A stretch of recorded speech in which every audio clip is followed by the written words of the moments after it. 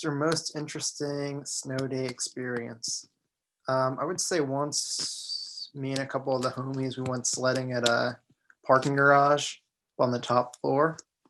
That's a pretty good experience because it's pretty steep. It's up there. There's lots of snow, um, and I believe it was a while ago, if I recall correctly, but I think there were some injuries involved.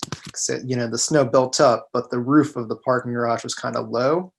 So I think there might have been some crashing into the top of the next level, because the ramp goes around, but there's still the top level up top. And then it wasn't a very wide gap. And I'm pretty sure we were only there for a couple hours before we got kicked out. So yeah, pretty good. When I was younger, me and my family, we would go to Clark Park after it would snow, and there's that huge grass bowl, I suppose you could refer to it as, and then you could and then we would ride down it on the sleds. Maybe this one time when my sister and we made hot chocolate and then we were playing outside on our yard. And I don't know, we were just watching movies all day, like Hallmark movies. When I was younger, we had a snow day and all of my cousins came over and we tried to build some sort of igloo. It didn't really work. I think we all got under it and it collapsed, and I think I got a bit of frostbite that day.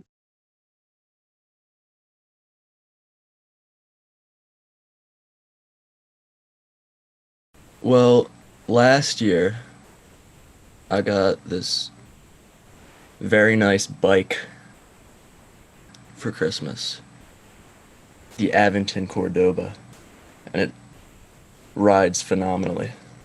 Although there's some issues with the tires because they're very slim, so they get punctured fairly easily, and so I've had to replace them many times.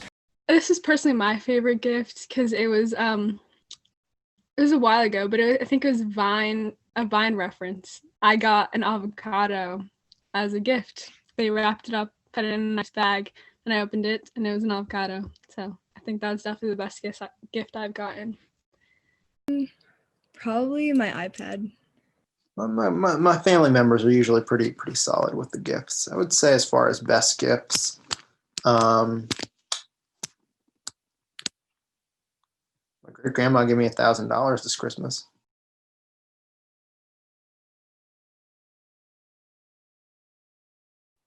I've gotten some T-shirts from my uncle that they stayed in the packaging. Toddler, presumably. And I was at my uncle's house, and one of my uncles bought me Lego Batman. So that was like exciting. I didn't have Lego Batman, so I was anticipating playing that game naturally. And then my other uncle, he also gets me a video game. You can always tell from the outline of the present. And then I open it, and it's also Lego Batman. I'm like, now I have 2 Lego Batmans. You can't. So. Just a straight rock. Like, there wasn't anything on it. It wasn't painted. It was just a rock. My parents gave me a pair of like really long socks. They were like colorful. They were like purple and pink and like weird patterns, and they were really long. Yeah, I never wore them. I gave them to my mom.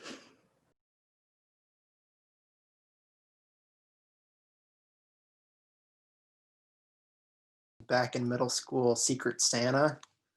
I was going to give my Secret Santa, partner a chocolate bar, but the food Secret Santa is a little tenuous back then because you're on the school bus, you're tired, breakfast didn't really cut it, and I was hungry, so I think I ate somewhat about half of the chocolate bar, and then wrapped it up, put a bow on it, and handed it off. Card. I didn't know what to get the person, so I got them a gift card for like Target. Gift certificates you write yourself, like free hug or something like that. I mean, fairly often I'll give money or gift cards, and I suppose that's not incredibly thoughtful. right? It's like that's kind of just the universal present when you can't conjure up anything that's like specific to that person.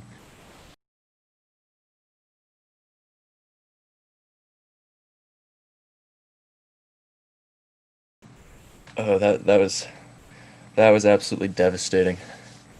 That had to be in fourth grade. I remember because years before that, Jose would explain to me every single year that Santa isn't real. That he would explain to me how his mom, whenever they went uh, shopping for the holidays, she would always tell him that oh, this is literally the gift I'm going to get you. This is the gift that Santa's going to get you. It's the gift that's going to be underneath your stocking.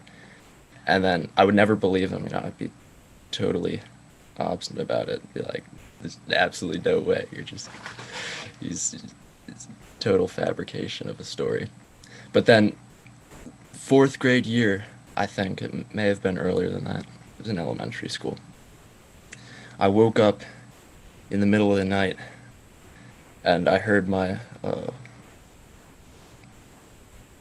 parents discussing the organization of the gifts underneath the stockings, and then and like just a very grave moment for me. Last year, I mean, like I kind of like always knew, but last year was my parents were like, yeah, he's not real. Like I don't know, we were just having like talking about it. My sister was upstairs, and then I was like, what? They were like, what do you want Santa to get you this year? And I was like, I know Santa's not real. They were like, okay, fine, what do you want us to get you this year? 8 when I found out, and it was by my older brother. Lo and behold, he was like a teenager at the time. It went pretty bad. I think I started crying, and like I went to talk to my mom about it. She was like, yeah, like no, like it's just us. We like put the presents there under the tree, and like after that year, they just didn't hide it anymore, and we just started to put the presents under the tree whenever. But it was a pretty traumatic experience. I would say Calvin and Hobbes. I was reading that they're around the age of sixth grade, and Calvin he was more insightful than I was at that age, and you know, Christmas is a big event for young Calvin and his partner in crime, Hobbes, of course. So, he was doing a lot of investigation, and I was kind of learning his lessons. That Santa is a bit of a folk tale.